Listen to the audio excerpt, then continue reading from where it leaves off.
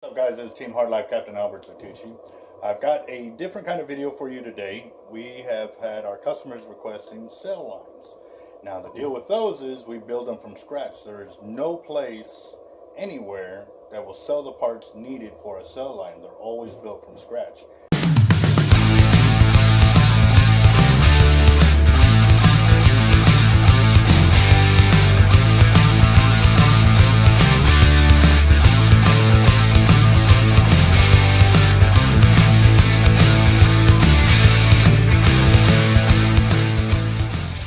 Now, they always vary in size and color and shape and models and how they're deployed. However, one of the main things that remains the same is the color of the sail. So for the color of our sail, and which is required by Texas state law here for Texas Parks and Wildlife, is the red color. And so we're going to start with this, and we're going to go step by step on what we need to do to make it. But we're going to also keep track of what we're doing, and right now step one is the sail, so stay tuned.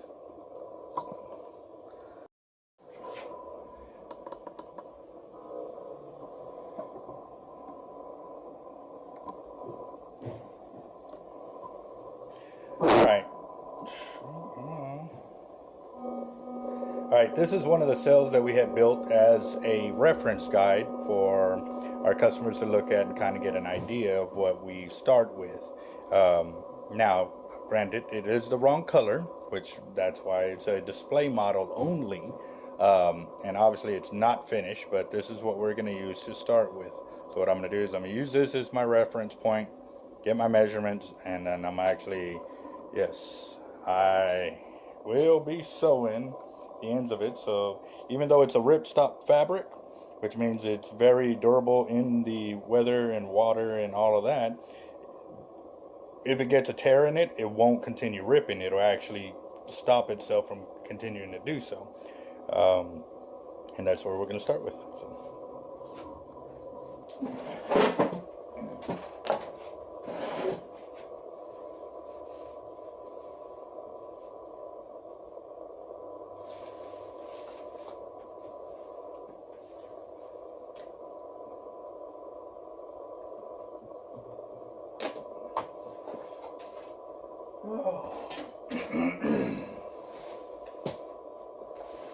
What I'm doing first is I've marked out my yard that I'm going to use so I can cut out my flag portion.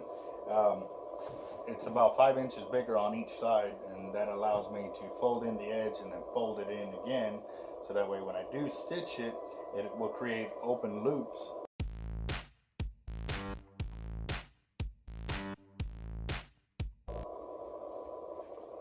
Beautiful thing about ripstop is they have lines. Obviously I was off on my measurements, but the material has lines in it, have grids on them, so this allows me to follow a line and make a straight cut. Obviously it's not perfect, but it does keep me in the area I need to be. So as you can tell here, these are the flared ends, but they do not keep ripping like regular shirt material would. I mean, you can get like this and you start ripping and you can rip right through it. This stuff will not do that. So that helps out big time. What I'm going to do is I'm going to go ahead and stitch the ends of all the sides, just so I can get that flared edge hidden, and that way I can get a good straight edge all the way across.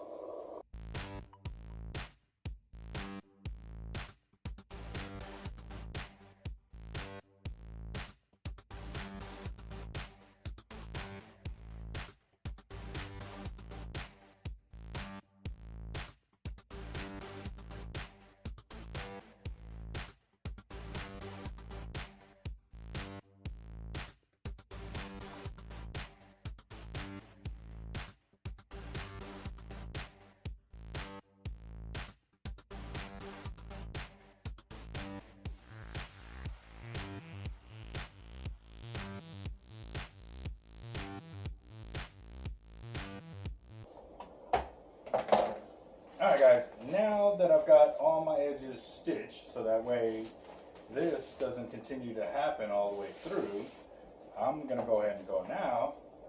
And you put a little pressure on it and all the crinkles come out of it. So now my next objective is to make the loops on the end that the PVCs will slide into. So I'm going to basically make a pocket here, stitch on this side, and do the same on the other side. Now on these pockets, it all depends on what size of PVC you like to use or want to use. We normally use about a 1 inch or even a 3/4 inch, and it doesn't have to be super big. It doesn't have to be overly built, but you know, making it out of durable materials will pretty much ensure that it'll last you a very long time. I've seen them built as small as 1/2 inch PVC and it worked just fine for years. I just, you know, I'm used to breaking things all the time, so I overbuild everything that I deal with, and it's just because, you know, I like to beat stuff up. Sorry. 2 3/4 inch, and that way it can create our loops there. Actually, yeah. And the reason why you want to go a little bit bigger than what you would normally need is so that way it'll allow you to adjust the sail on your sail line frame.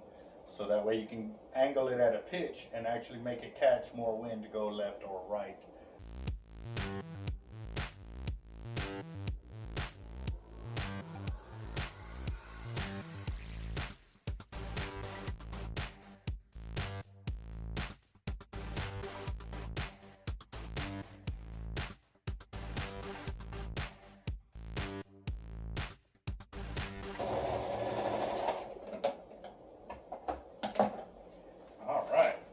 Got our sail done. We've got our loops on both ends right there, and what we can do too, because this is a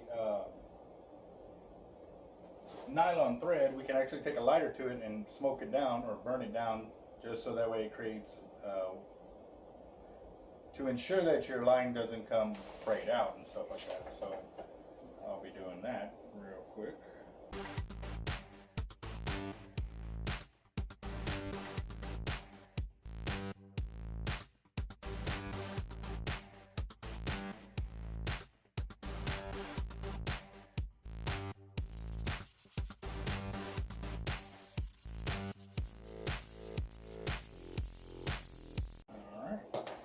Now it's time to go measure the frame.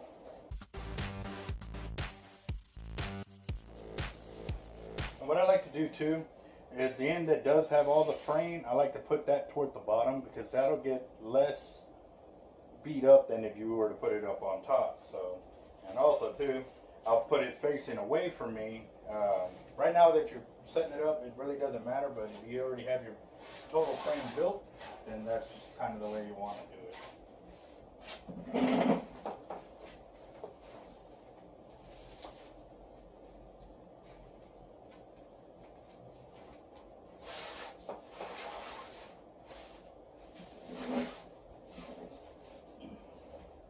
Alright, so that's kind of the base of what we're doing with the sail.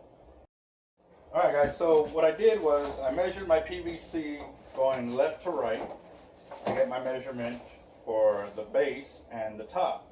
Alright, the beautiful thing about this whole project is you really don't need real heavy duty parts to go with it, because it all kind of locks into place with the little bit of pressure that ends up happening as the pieces are put together.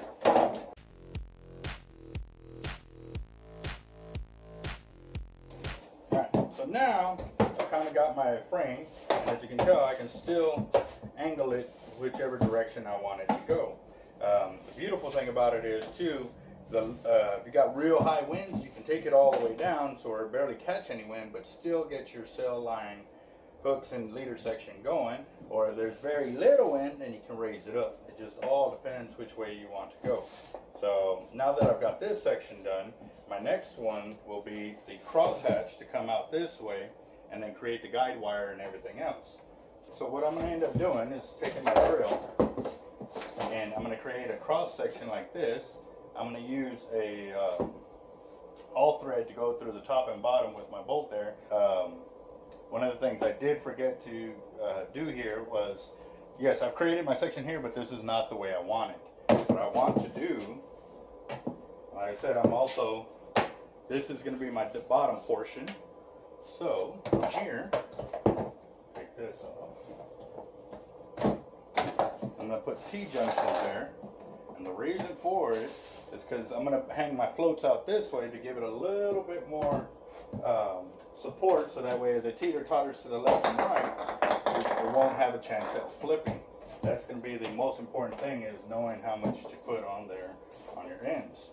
So I've got this set up.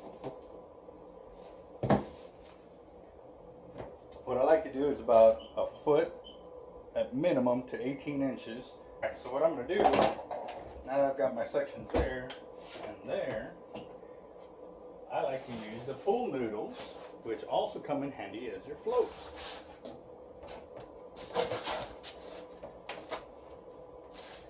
The best way to do it is measure from here, and you'll cut off the end right there.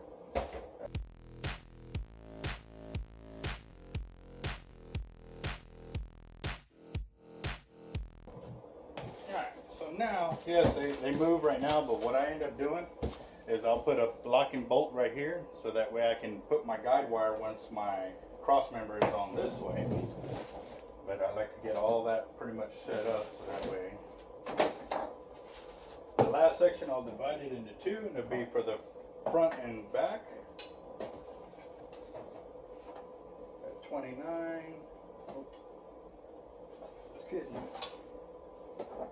19. 9.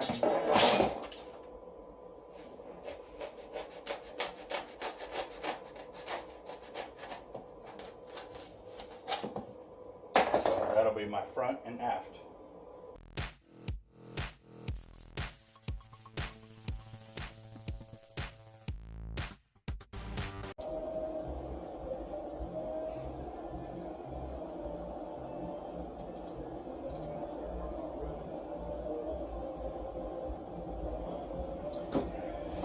So,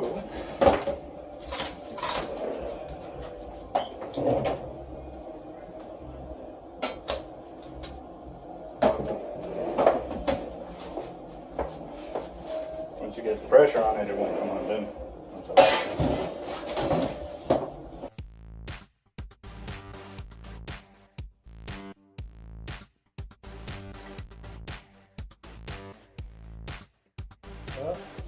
Mexico color.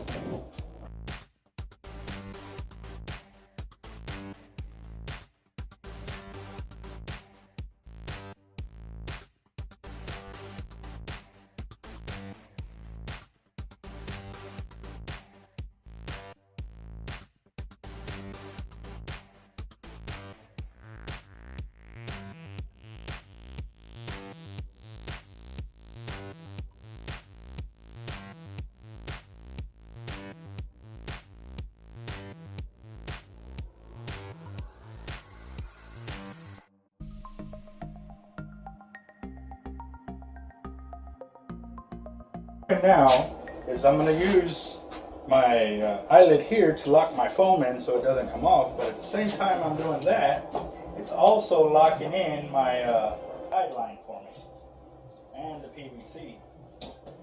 And no, this is not the way to properly crimp. However, this sail line, these guidelines don't have a lot of pressure needed to keep it in place.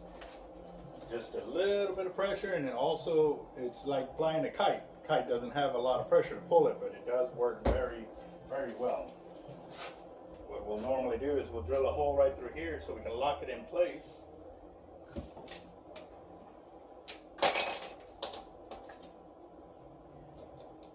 Which will also lock in your nose foam as well.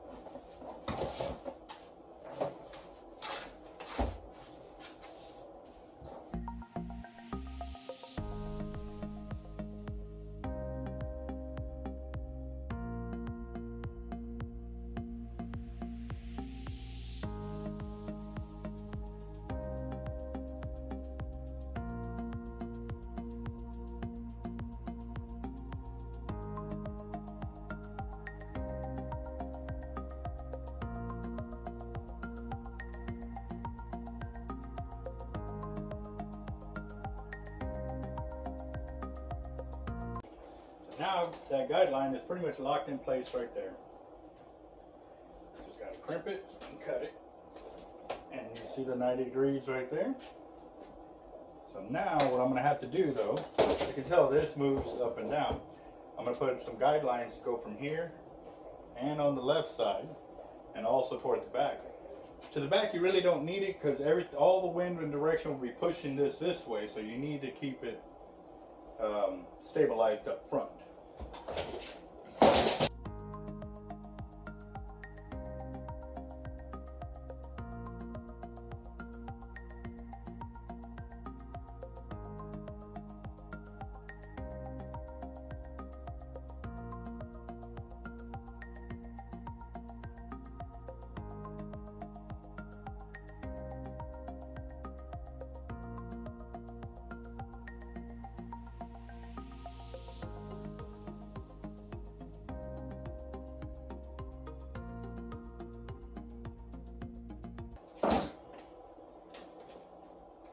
So now I've got my two guidelines to hold my sail in place so it doesn't blow all the way back.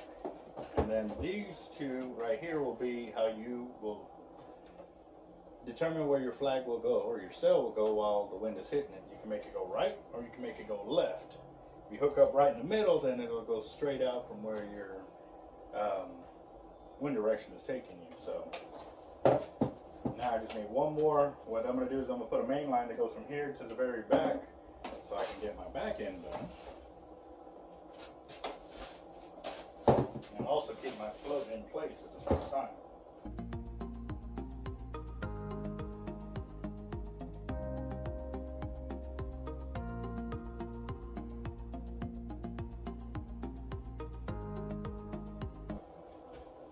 Our sail line. Excuse my mess, I'm very disorganized. Alright guys, so I've pretty much completed my sail line there. I've got it set up at an angle so you can kind of see through the sail or on the other side of the sail. You see the two guide wires. These will control your left and right when you're sail lining. There's guide line up on top. Will keep your sail from folding back on you.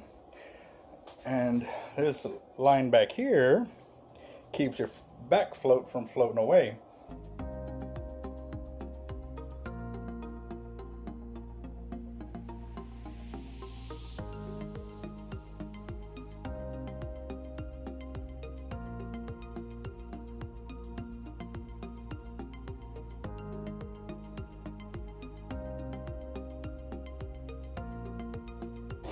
There we go, we got the reflective tape on there now. All we need is to get the bicycle reflective light or blinking light. Now, one of the things I am noticing is the edges here don't have sticky film on it like the rest will do, but I've got another reflective tape that I can put on the ends, and that'll ensure that those don't start to peel away. So, hold on just a second. Now what I've got on hand is some of the 3M reflective tape here, and this stuff is some awesome reflective tape. Very expensive, but totally worth it. This stuff can put up with all kinds of weather and getting wet and so forth. And this will ensure that other reflective tape doesn't start to peel away because of that area that doesn't have any adhesive.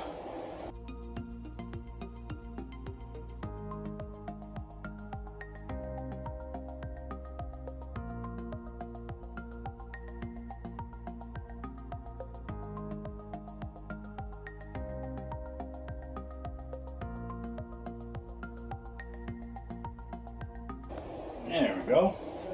So now what I'm going to do is I'm going to turn off the light and give it some flashlight.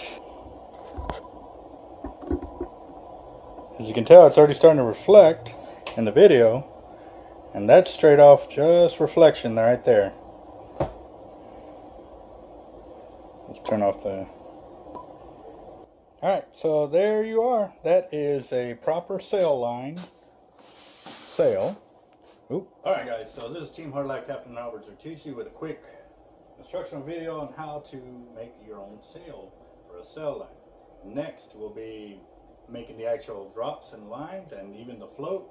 And then after that, when we get it all set up with the way we want to store it and transport it, we're gonna go out there and use it. So y'all get to see and come fishing with us for a day, see how it goes. If you haven't subscribed to the channel, please do so. And y'all be careful with all the weather out there. It's been crazy, so take care.